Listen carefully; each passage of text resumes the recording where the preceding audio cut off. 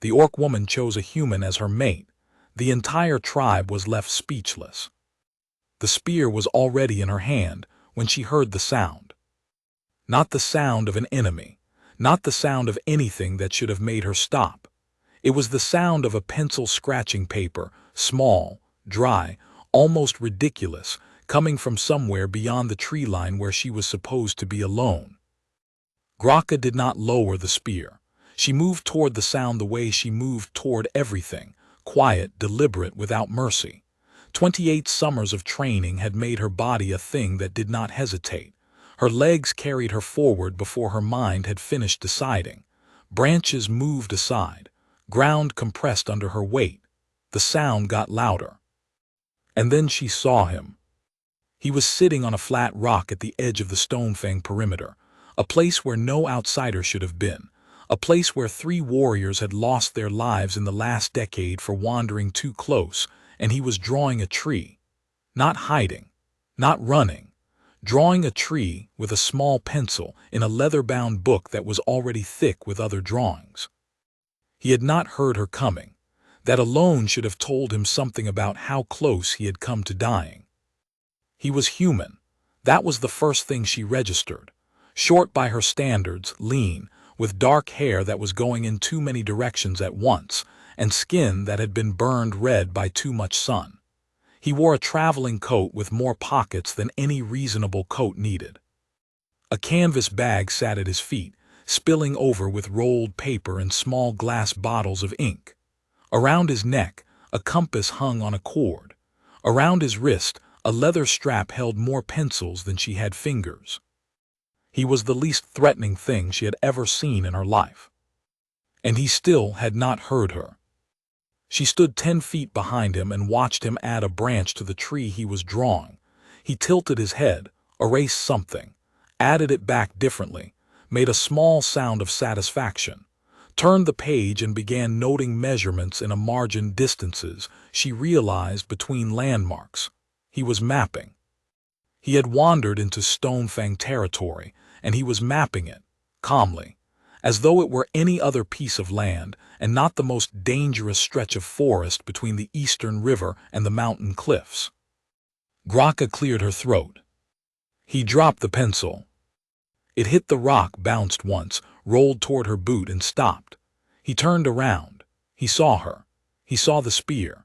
He saw the size of her, 6 feet and 4 inches of Stonefang muscle, green-skinned, tusked, with the clan markings carved into her left forearm and a look on her face that had ended arguments before they began. He looked at her for a long moment. Then he looked down at the pencil near her boot. Then he looked back up at her and said, very carefully, "Could I possibly have that back?" She stared at him. He pointed at the pencil. "The pencil. I only have 4 left and I still have about 3 miles of coastline to document." Graka had spoken to humans before. Traders came through the southern pass twice a year. Diplomats arrived occasionally, usually pale and overdressed and smelling of something sweet that made her eyes water. She had escorted prisoners. She had negotiated releases. She understood the language well enough to know when she was being lied to and well enough to say what needed to be said. She had never been asked about a pencil. She picked it up, looked at it, looked at him, held it out. He took it, tucked it behind his ear and said, "Thank you, I'm Aldrich, by the way, Aldrich Penn. I'm a cartographer, I make maps, and I think I may have gone slightly off course this morning. Is this Stonefang land?" "Yes," she said. "Ah," he nodded slowly, "and that is a problem." "Yes," she said again. "How large a problem?" She could have answered that question in several ways. She chose the most accurate one. The last human who crossed this line without permission is buried near the eastern stream. Aldrich Penn absorbed this information. He closed his book. He capped his ink bottle. He stood up from the rock and straightened his coat, and then he looked at her with an expression she had no immediate name for.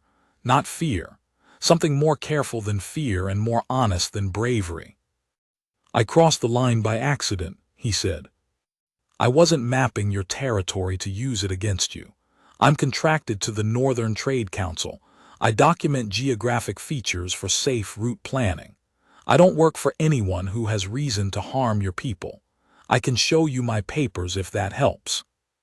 "Papers can be written by anyone." "Yes," he agreed. "They can, you're right about that." He did not argue further. He did not try to bargain or flatter or run. He simply stood there, holding his book, waiting for her to decide what happened next, as though the decision was hers and he accepted that fully and completely. It was the waiting that did it. Warriors argued. Diplomats made speeches. Prisoners begged. This man stood still and waited, and something about that stillness made her slow down in a way she had not expected. She took him back to camp. She told herself it was a practical decision. A human cartographer with 3 miles of coastline to document might know things about the region that could be useful. He might be connected to people who were connected to other people. Killing him outright was always an option, but options could not be taken back once used. She was bringing him in for assessment. She told herself this the entire walk back. He did not speak much on the walk.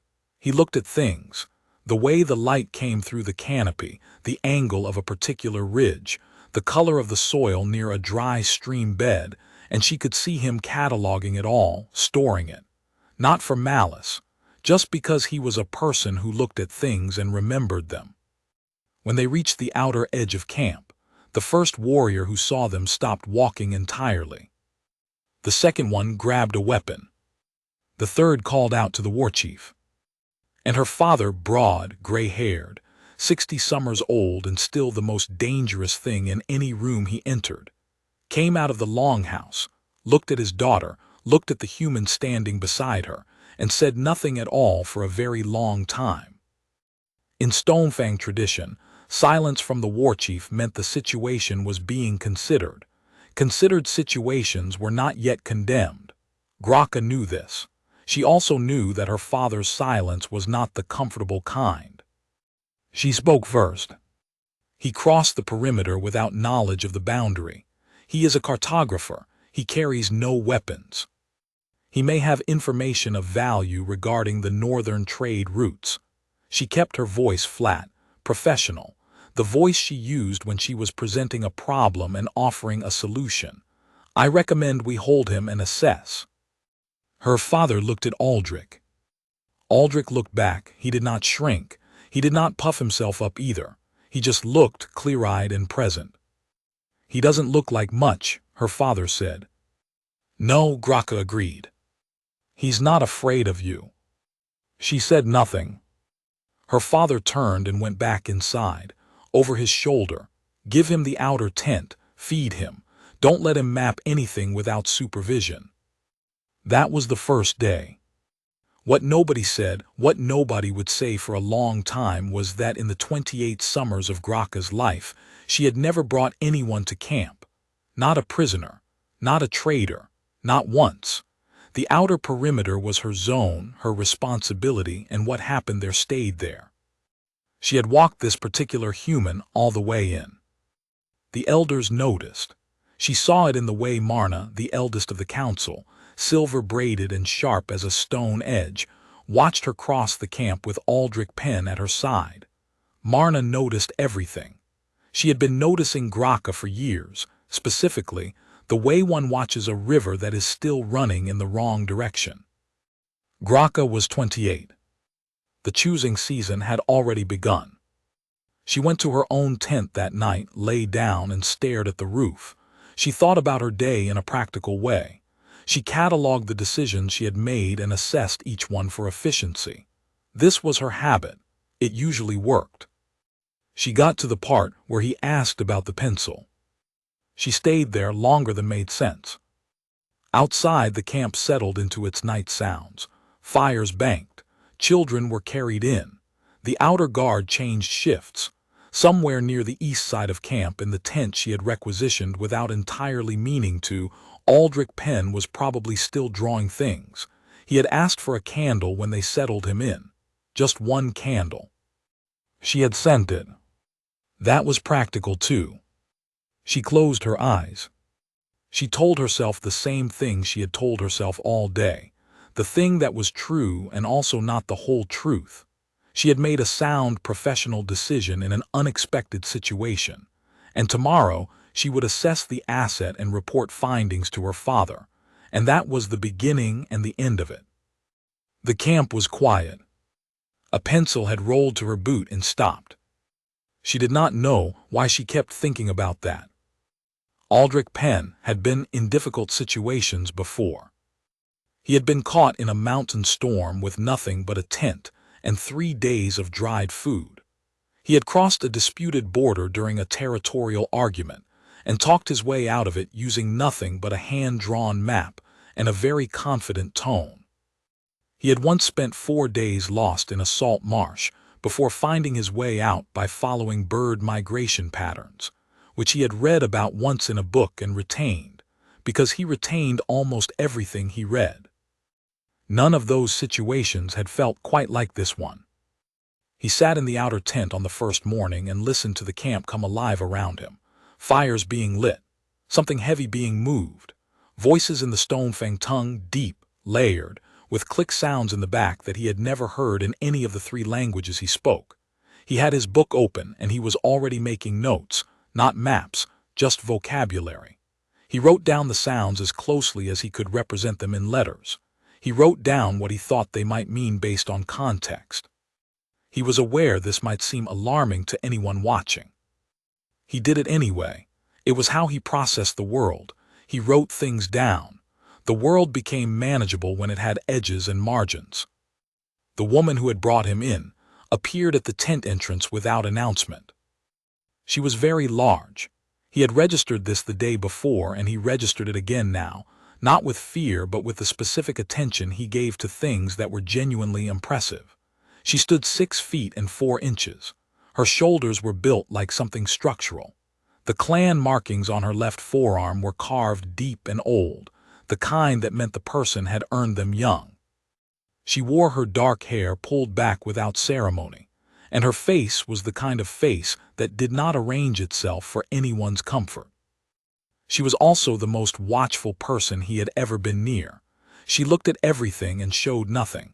He had met generals like that, judges, people who had learned that controlling what they revealed was a form of power. She looked at the notebook. "Vocabulary," he said, turning it so she could see. "I'm writing down words I'm hearing. I'm not mapping anything. I made that decision early this morning when I considered whether it would be a problem and concluded that yes, it probably would be." She looked at the page. "You wrote down clan names." "I wrote down sounds I heard that people respond to. I didn't know they were names." "I can remove the page." "Don't remove it. It tells me you're paying attention." He waited because there seemed to be more. "Paying attention is better than pretending not to notice things," she said. "Pretending is dishonest. I don't work with dishonest." "Neither do I," he said. "It makes the maps wrong." Something shifted in her face. Not a smile. Something just to the left of a smile or maybe just below it. He filed it away. Her name was Graka. He had heard others address her that way, always with a particular inflection that suggested weight, the weight of expectation or history or both. She was the warchief's daughter. She was also, he had gathered from watching the camp's social structure for one morning, the person who made operational decisions. Not just her father, her. People came to her with problems. She solved them with the least amount of words necessary. She was assigned to keep him in sight. He understood this. He also understood that it was not merely a guard assignment. There was something else in the way the other elders watched her watching him. He had seen that kind of observation before, the kind that was really about the watcher, not the watched. He said nothing about this. He was a cartographer. He documented what was there. He did not insert himself into the map. That first week, she took him on a supervised walk each morning around the outer edge of camp. Not into the forest, not near anything sensitive, just the perimeter, a controlled loop that gave him sky and ground and the smell of pine resin and distant water. He sketched the tree line, She watched him sketch. He asked her about the trees, their names in the Stonefang tongue, what they were used for. She told him, and he wrote it in the margin. She stopped correcting his pronunciation by the third day, which he chose to interpret as progress. On the fourth day, a group of young warriors stopped them on the loop. 3 of them, built like doors. They looked at Aldrich the way people look at something they expect to be less than it is. The largest one spoke to Graka. Aldrich did not understand the words, but the tone was universal. Graka's response was 4 words, short and flat. The warriors left. Aldrich waited until they were out of earshot. What did he say? He asked if the small pink thing was my new pet. And what did you say? I told him the small pink thing had sharper ears than he thought, so he should be careful what he said in the small pink thing's presence. Aldrich considered this. That was almost a defense. It was a practical statement. It was both, he said. She walked faster. He kept up, slightly out of breath, and said nothing more about it. But he noticed. He noticed the way she had placed herself between him and the 3 warriors without appearing to do it deliberately. He noticed that she had not looked at him when she said it. He noticed that when she walked faster to put the moment behind them, she slowed down again when they reached the section of the loop that had the best view of the morning light coming through the high pines. He did not say, "You like this part." He stopped there and sketched it. She stood beside him and did not walk on. That was the end of the first week. The second week brought complications that nobody had planned for. 2 of the elder council members requested a formal meeting with the war chief regarding the humans' continued presence. Aldrich knew this because Graka came to the outer tent that evening with a slightly different quality of stillness. The same stillness as always, but tighter, like a knot pulled 1 loop further than comfortable. He asked if something had happened. She said the council had concerns. He asked what kind. She was quiet for a moment, not evasive, processing. He had learned to tell the difference. My people have a choosing season, she said. Every 3 years, unmated adults of age are expected to make a bond. I am 28. This is the 3rd season I have not chosen. The council believes my attention has become focused in an unhelpful direction. He was quiet. They believe you are a distraction, she said. Am I? He asked, not pressing, just the question open and honest. She looked at him. For the first time since he had arrived, she looked at him without the professional filter, without the assessment of threat or asset or problem to be solved. Just looked. I haven't decided yet, she said. He nodded. That seems fair. She left. He sat in the tent and thought about maps, specifically about the moment before a map is drawn when you are standing in a place and you know the territory exists but you haven't yet put it on paper. It was both nothing and everything at that stage, full of possibility, also full of risk. He picked up his pencil and got back to work. It was on the 9th day that he did the thing he had been considering for several days, without letting himself fully consider it. He asked her to sit with him. Not for conversation, not for the walk. He had his sketchbook open and he told her, as plainly as he could, that he was working on documenting the physical landscape of the territory, which he was, and that he had been making proportional studies of the environment, which was also true, and that he wanted to draw her hands. Not a portrait, he explained this carefully, just the hands, proportional study, structural documentation. She looked at him for a long moment. She sat down. He drew for 40 minutes. She did not fidget. She did not speak. She sat with the same quality of stillness she carried everywhere, but without the watchfulness. Her eyes had gone somewhere internal, somewhere he did not intrude on. He drew the width of her knuckles, the depth of her palm, the way the clan marking on her forearm continued in a faint line down toward her wrist. He drew the small scar between her index and middle finger that she had never mentioned. He drew what was there. When he turned the sketchbook and showed her, she did not react for a moment. Then something happened in her face that he had not seen before. Something that had nothing to do with professional composure or assessment or management of information. She looked at her own hands as if she had not looked at them before, not with vanity, with recognition, like seeing something named that had been unnamed. He told her to keep the sketch. She gave it back. He told her again. She took it, folded it carefully, put it inside the chest plate she wore even in camp. He pretended not to notice. She pretended he hadn't seen. Both of them were lying, and both of them knew it, and neither of them said anything about it, and that was the second week. The third week the elders met again. This time Graca was summoned. Aldrich sat in the outer tent and worked on the northern coastline documentation. He worked for 3 hours. She did not come back for 3 hours. When she did, she stood in the entrance of the tent, and the tight quality of her stillness was back, tighter than before. He put down his pencil. He waited. She said, "The council has given me until the end of the month." He did not ask the end of the month for what. He already knew. He said, "All right." She looked at him sharp, almost accusatory, as though "all right" was not the response she had prepared to counter. "All right," she repeated. "I mean it's not all right," he said. "I think it's unreasonable, but it's your life and your tribe and your tradition, and those aren't mine to argue with. So, all right, what do you need from me?" She was very still. "Nobody has ever asked me that," she said, very quietly, as though the words had come out before she decided to say them. He did not make a big moment of it. He picked up his pencil again. "You have until the end of the month. That's almost 3 weeks. That's time. Use it however you need to." She left without answering.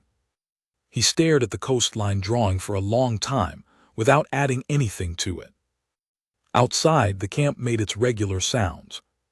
Fires, voices, the deep rumble of a training session near the central ground.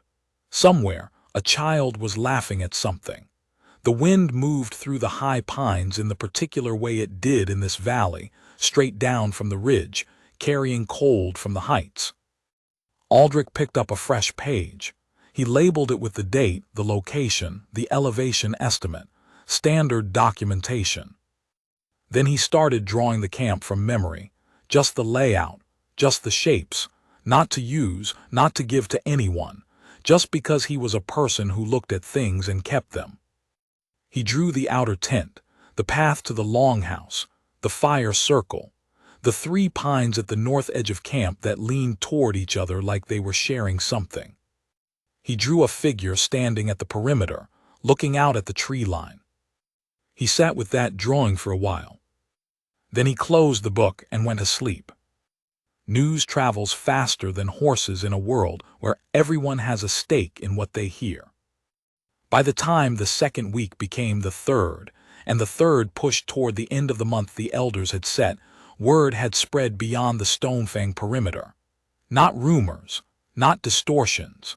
The truth, which was in some ways more difficult to manage than a rumor would have been. The truth was simple. A human was living in the Stonefang outer camp. The warchief's daughter had brought him in and kept him there. She had not mated within the choosing season. She had not chosen any of the 7 warriors who had formally presented themselves. She had assigned herself as keeper to a traveling cartographer with too many pencils and no survival instincts. That was the truth. What people added to the truth was their own concern. 3 clan delegations arrived within a week of each other. The Greymaw clan sent their second elder, a woman named Hessa who was 70 years old and had the energy of something considerably younger and considerably angrier.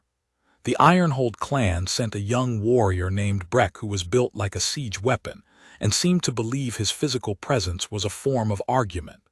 The Clearwater clan sent nobody, which was its own kind of message. Graca received them all in the meeting tent, which she hated, because the meeting tent was formal and formality meant she could not move around, and she thought better when she could move. Hesse of the Greymaw went first.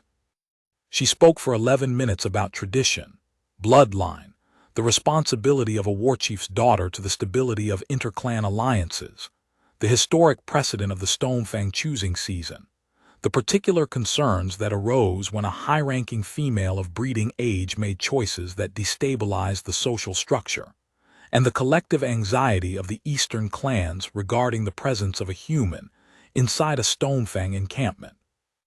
Graka waited for her to finish. Then she said, "Is there a question in there, Elder Hesse, or is this a speech?" Hesse looked at her for a long moment. "It is a concern." "Then I'll treat it as one. What specifically concerns you?" "What you are doing." "I am managing a diplomatic situation," Graka said. "A cartographer crossed our perimeter without knowledge of our boundary. He carries information valuable to our northern route planning. I have assessed him as non-threatening and potentially useful. He is being held and evaluated." She paused. "That is what I am doing." Hesse's eyes were very old and very precise. "And the sketch?" The tent went quiet. Graka said nothing for a moment. Then, "Which sketch?" "The one you carry." Graka looked at the elder. Kept her face the way she always kept her face, flat, clear, readable only to people who knew which questions to ask. "You are mistaken." "I have been alive for 70 years, Hesse said. "I am not mistaken about what a woman looks like when she is carrying something she did not have before." Nobody said anything. The fire in the meeting tent popped once. A log settled. Graka said, "Thank you for your concern, Elder Hesse. I will take it into consideration." Hesse left. She was not satisfied, but she left, and that was a kind of victory. Breck of the Ironhold was easier. He was young, and he operated primarily on posture. He stood in the meeting tent and looked large and asked whether Graka was aware that the Ironhold had 3 unmated warriors of excellent standing, who would be honored to. "I know," Graka said.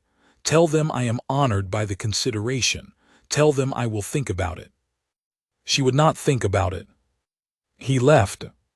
The absence of the Clearwater delegation sat in the corner of the meeting tent like a guest nobody invited but everyone could feel. The Clearwater clan's silence meant they were watching. It meant they were deciding which way a wind was blowing before they committed to standing in it. The Clearwater clan was the largest of the Eastern Alliance. Their neutrality was not neutral. It was a position. Graka's father came to her that evening. He brought 2 cups of the bitter pine bark tea that he drank in the evenings, the one that tasted like medicine and clarity. He set 1 cup in front of her and sat across from her in her tent, and looked at her the way he had looked at her since she was small, the way that meant he was weighing something. She waited. "The council meets again in 6 days, he said.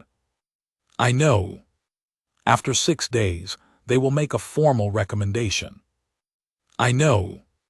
And after a formal recommendation," he said slowly, "I will be expected to act on it. That is the structure. That is how it has always worked."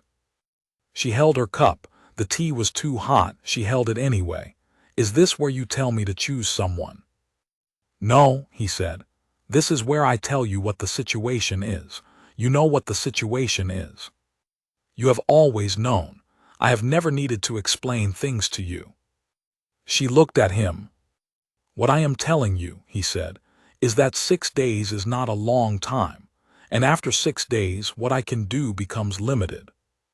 He drank his tea. He set the cup down. He stood up. At the entrance to her tent he stopped, over his shoulder. "Your mother waited too long to tell me what she wanted. She thought it would be a weakness. It wasn't. It was just lost time." He left. Graka sat with the tea until it was cold. Outside, the camp had settled into its night sounds. She could hear faintly from the direction of the outer tent the small dry sound of a pencil on paper. He was still working. He always worked late.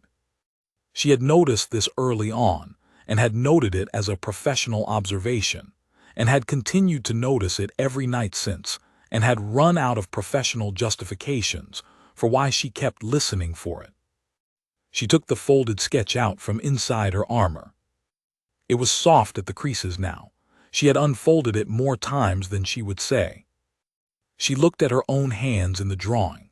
She looked at the way he had drawn the scar between her fingers, not made it smaller, not ignored it, just drawn it as it was, part of the structure, part of what was there.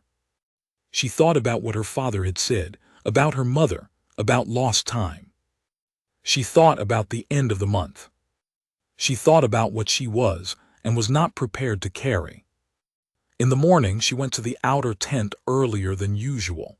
He was already awake, which did not surprise her.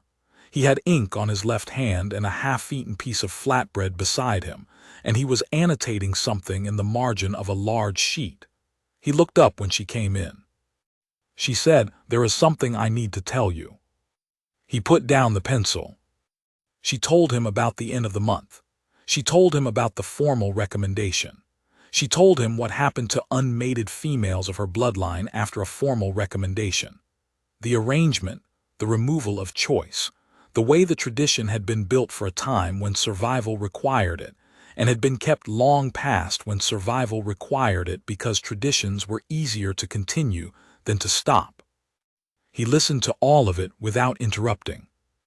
When she finished, she said, "I am not telling you this because I expect you to do anything. I am telling you because you asked me once what I needed from you, and what I need is for you to have accurate information. That is what I can ask for." He was quiet for a moment. Then he said, "Can I tell you something?" She waited. "I've been thinking," he said, "about the map I was contracted to draw, the Northern Trade Route documentation. I've been drawing it for 3 months.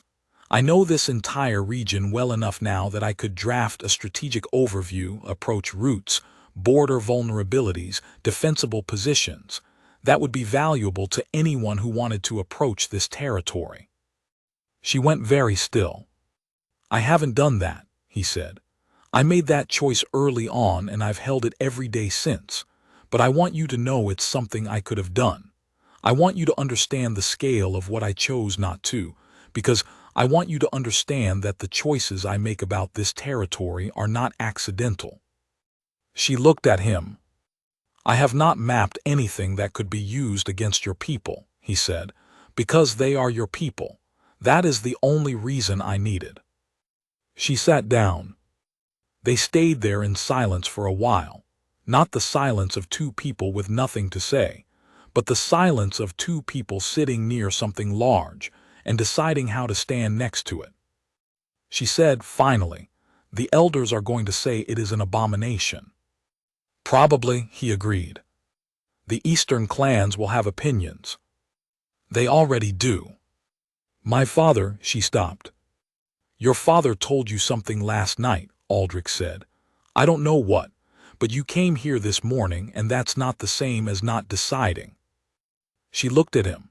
Sharp again, that almost accusatory look that she got when he was right about something she hadn't finished processing. "You are very observant," she said. "I'm a cartographer," he said. "I look at what's there." She stood up. She straightened the armor she wore even in camp. She squared her shoulders in the way she squared them before a decision, the way that meant the weight had been assessed and accepted. "I need to think," she said. "I know," he said. "Don't go anywhere. I have 3 miles of coastline to document." "Within camp," she said, and there was something in her voice that was not entirely a command, something with an edge she had not put there deliberately, something that surprised even her when it came out. He heard it, she saw him hear it. He picked up his pencil, looked down at his work, very carefully not making it a moment. "Within camp," he agreed. She left, and the thing she was carrying, the thing she had been carrying since a pencil rolled to her boot and stopped, got heavier, the way things get heavier when you stop pretending they aren't there. 6 days, she had 6 days. She started using them. There was an old word in the Stonefang tongue. Braxthul. Most of the younger generation had heard it only as a reference, something the elders mentioned when discussing history, the way people mentioned ceremonies that happened before their time. The word meant, loosely, the public choosing.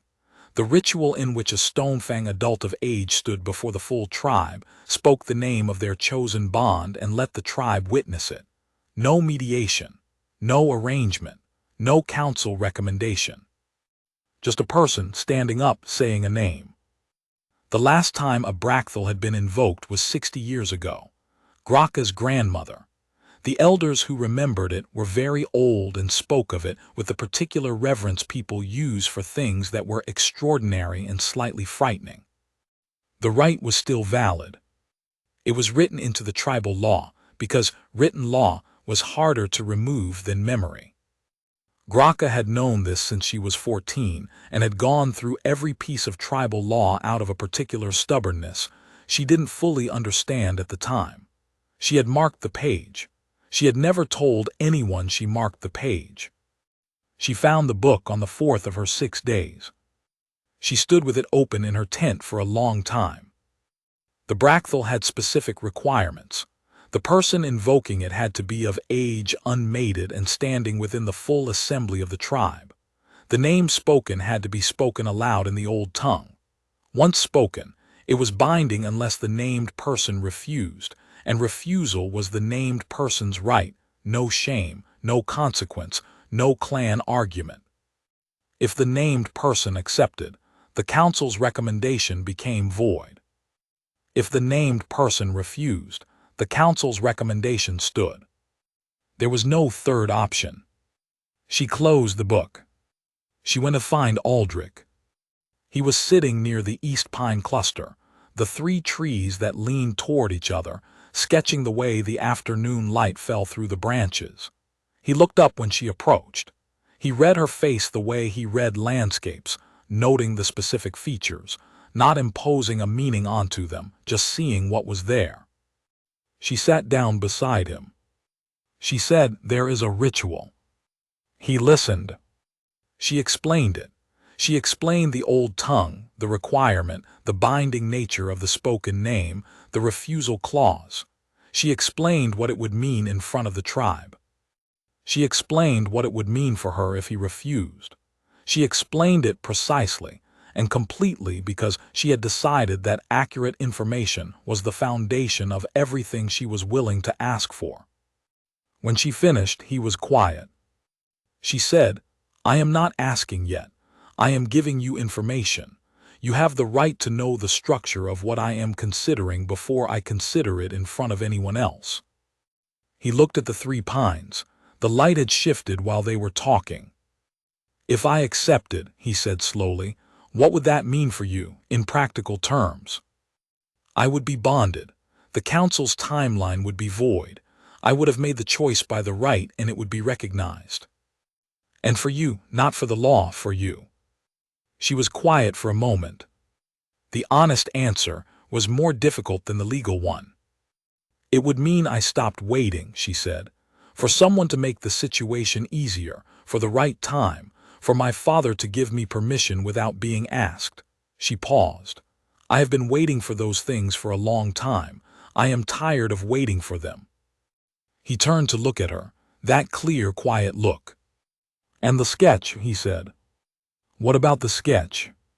"You've been carrying it." She looked at him, a long look, the kind she gave decisions full weight, no flinching. "Yes," she said. He looked back at the pines. He was quiet long enough that she began to prepare the inside of herself for the refusal, building the structure of how she would carry it, the way you brace a wall against expected pressure. He said, "I have something to show you first." He reached into his canvas bag. He pulled out a large, folded sheet of paper, not his sketchbook, something bigger. He unfolded it carefully, the way you unfold something you have worked on for a long time. It was a map.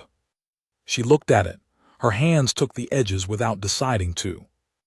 It was the most complete document of Stonefang territory she had ever seen. Every trail, every seasonal path, every ridge elevation, every water source, every approach from the eastern clans and every natural defensive position. The precision was extraordinary. The care in it was visible not just in accuracy, but in the way he had noted the trees that leaned, the rocks that marked old boundaries, the places where the soil changed color. 3 months of work, every day of it. This is what I was contracted to do, he said. Northern trade route documentation, strategic geographic survey. My employer wanted this. Other people would want this too for other reasons. He looked at her. I want you to have it. She looked at the map. She looked at it for a long time. All of it, she said. All of it, everything I know about this territory. I give it to your father and I keep nothing. She understood what he was saying. She understood it not as a transaction but as a declaration, the specific kind of declaration that a man who documented things made, which was to say, I will make you permanent. I will give you the map of what I know. She said, the Brackthal is in 3 days. He said, I know. She said, you have 3 days to decide if you are willing. He said, I don't need 3 days. She looked at him. He said, I've been deciding since a pencil rolled to your boot and you picked it up. The 3 pines moved in the afternoon wind. Light came through differently as the sun shifted, lower, warmer, the kind of light that made everything look like it had been waiting to be seen in exactly this way. She did not say anything. There was nothing to say that was not already said. She folded the map carefully along its original lines and held it. She stood up. He stood up beside her. They walked back toward camp in the particular silence of 2 people who have gotten past the hardest part and are moving toward what comes next. The morning of the Brackthal, the camp gathered at the central fire ground before sunrise. Word had spread. Not because anyone announced it, the Brackthal was not announced, it was invoked, but because people in a tribe of 300 know things. The fires were lit before dawn. The elders took their positions at the stone seats that had been placed in a semicircle around the central ground for exactly this kind of moment. The war chief stood at the head. Warriors, craftspeople, children, elders, everyone was there. Everyone was quiet in the way that people are quiet when they understand that something real is happening. Aldrich stood at the edge of the ground in his traveling coat with the too many pockets. He had combed his hair, which had not entirely cooperated. He had cleaned the ink off his left hand. He stood straight and still and looked at the central fire with the same expression he had worn on the day she found him, clear-eyed, present, not performing. The war chief had the map. Aldrich had given it to him the evening before. Graka had brought him to her father's tent, and Aldrich had taken the map from his bag and unfolded it on the table and said, in his careful, measured way, that this was everything he had documented of the territory and he wanted the war chief to have it without condition. No exchange. No request. He gave it and stepped back. Her father had unrolled it, studied it. Spent a long time on the eastern approach notations. Looked at the elevation markings on the northern ridge. Ran his finger along the trail that connected the outer perimeter to the secondary water source. The trail that only the senior warriors knew about, that was not on any other map, that Aldrich had found and documented, and was now giving away. He had looked at Aldrich once, a single reading look. He had said in common with his gravel accent, "You'll do." That was the whole speech. Now it was morning. Graka walked to the center of the fire ground. She had worn her full armor, clan markings visible, the scar on her hand visible. She wore nothing to make herself less than she was, and she added nothing to make herself more. She walked to the center of the ground, and she stood there in front of 300 people, and she let the silence be complete before she opened her mouth. In the old tongue, the Brackthal began with a declaration of self. Name, bloodline, season of birth, the hunt she had led, the raids she had survived, the summers of service. She spoke all of it without hurrying. Each item landed in the silence and settled. Then came the naming. She turned toward where Aldrich stood at the edge of the ground. She looked at him. He looked back, steady, no flinching, just looking at her the way he always looked at things, with the attention of someone who intended to keep what they were seeing. She said his name. Not in common. She had worked for days on the pronunciation, on wrapping the old tongue around the particular shape of it, on making it land the way it needed to land in this context. She said it so that everyone would know she had thought about it, so that everyone would know it was not accidental. The silence after it was absolute. And then it stayed absolute. Nobody moved. 300 people and nobody moved. Somewhere behind the assembled crowd near the East Pines, a bird landed on the ceremonial fire post, a small gray one, unbothered by crowds, and nobody moved to shoo it away because nobody was moving at all. The elder Marna, silver-braided and sharp as always, had an expression on her face that was unreadable in the way that expressions are unreadable when they contain too many things at once. Hesse of the Greymaw, who had come back for the gathering, stood at the outer edge of the crowd. Her face was not unreadable. Her face said, "I did not expect this, and I am deciding what to think about it." Breck of the Ironhold stared straight ahead. He did not move either. The bird on the post tilted its head. Into this silence, Aldrich stepped forward from the edge of the ground. He walked to the center. He stood in front of her. He said in the old tongue, carefully, with the accent of someone who had spent days learning 3 words, the word that meant yes. The silence broke. Not into chaos. Not into shouting. It broke the way a held breath breaks, all at once, the whole crowd, an exhale that sounded like a field of wind moving through high grass. The war chief unrolled the map. He held it up so the morning light came through it. He said nothing. He did not need to. Marna stood and spoke for the record.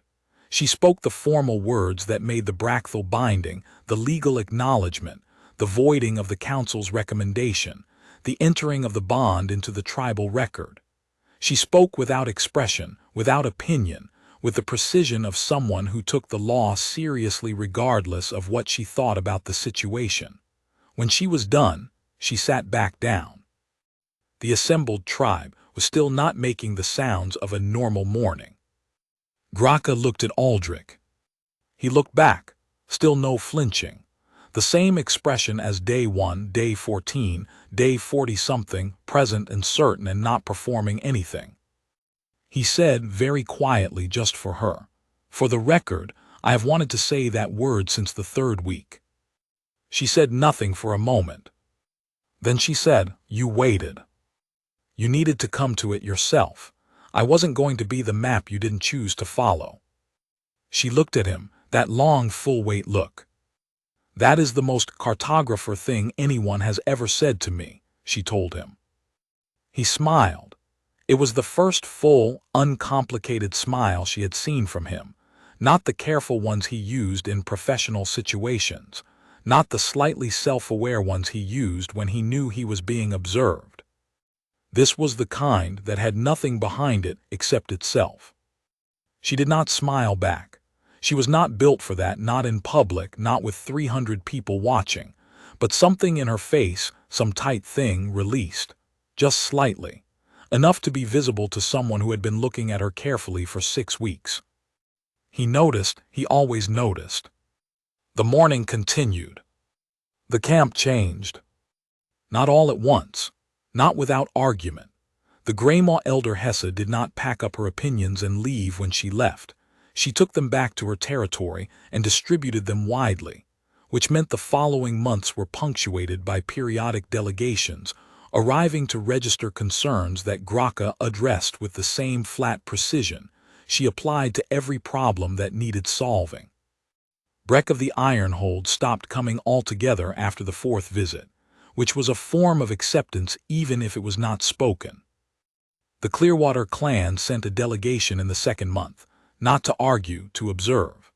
Their 2nd elder sat in 3 separate meals, watched Aldrich mispronounce the names of every warrior he met with complete cheerfulness, watched Graka correct him with less exasperation than the week before, watched the war chief consult the map over breakfast and make route decisions based on it.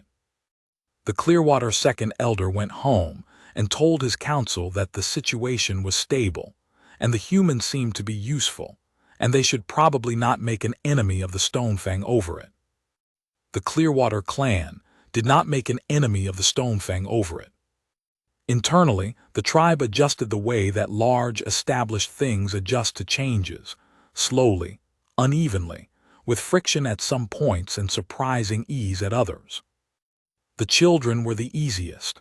Children did not have opinions about what was supposed to be true. They had opinions about what was interesting, and Aldrich was interesting. He had pencils.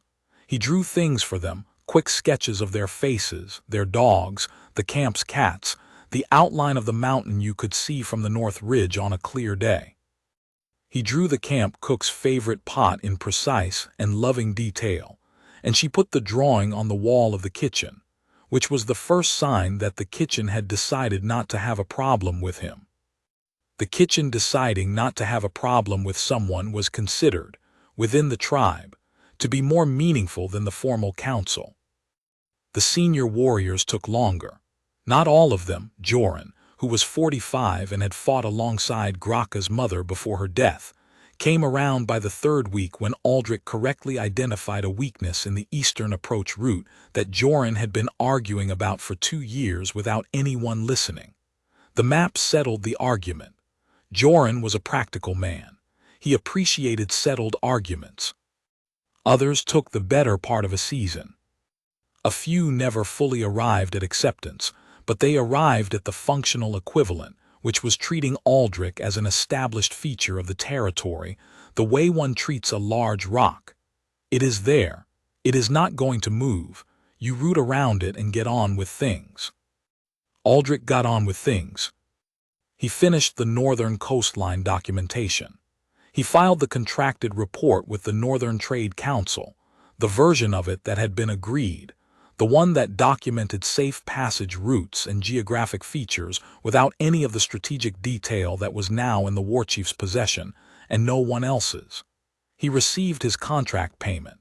He used part of it to buy better ink and a new compass.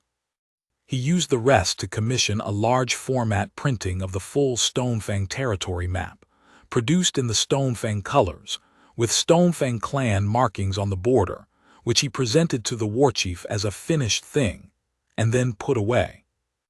He started a new map, not a contracted one, a personal one. It was a map of small things, where the light fell at different hours, where certain plants grew in the spring, where the soil shifted near the old boundary markers. It was not commercially useful. It was useful in the way that things are useful when you are making a place into a home. He mapped it because mapping was how he committed to things. It was his form of saying, I am going to know this well. Graka watched him do this and said nothing about it.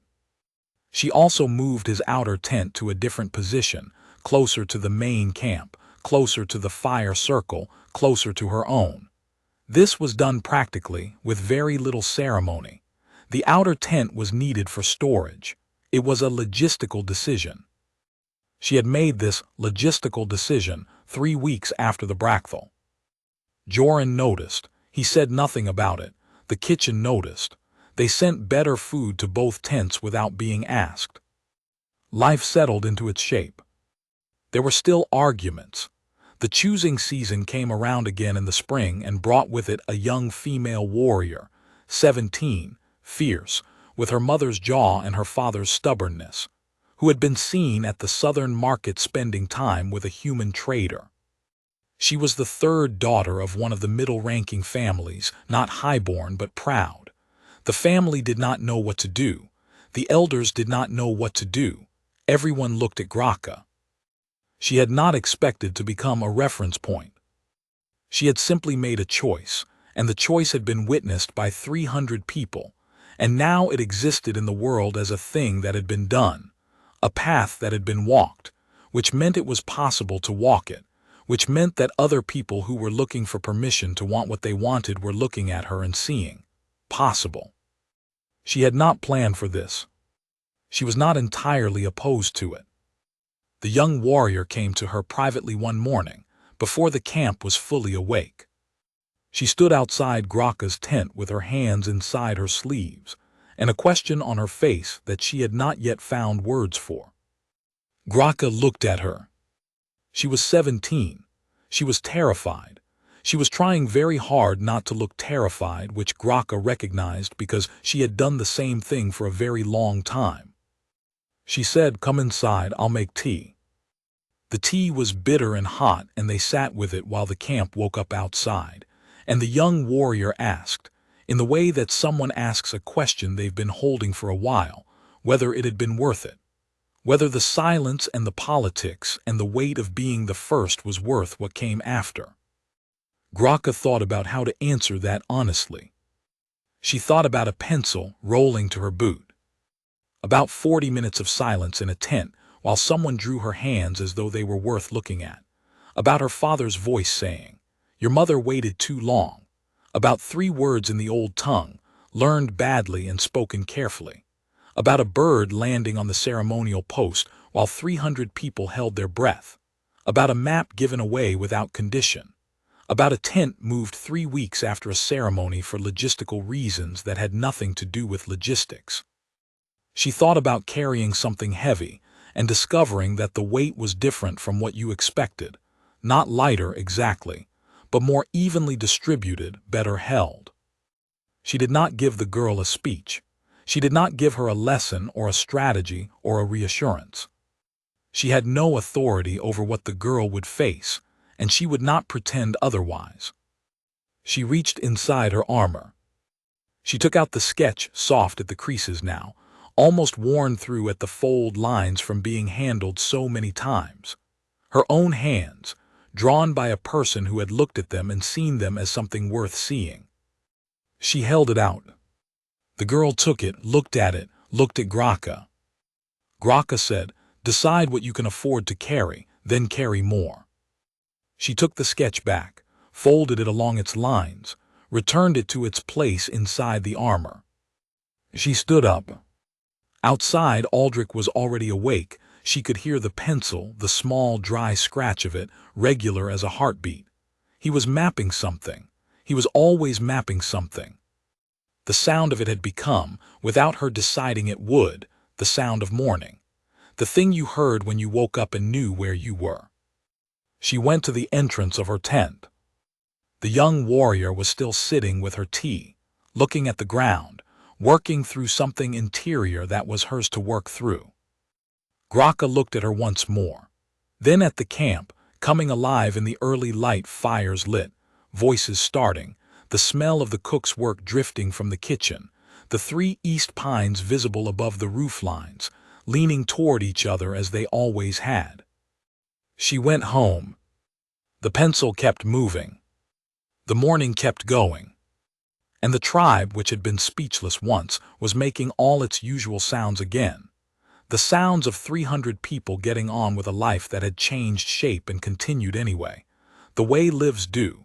The way rivers do when something falls into them and the water closes over it and moves forward, carrying everything, leaving nothing untouched. And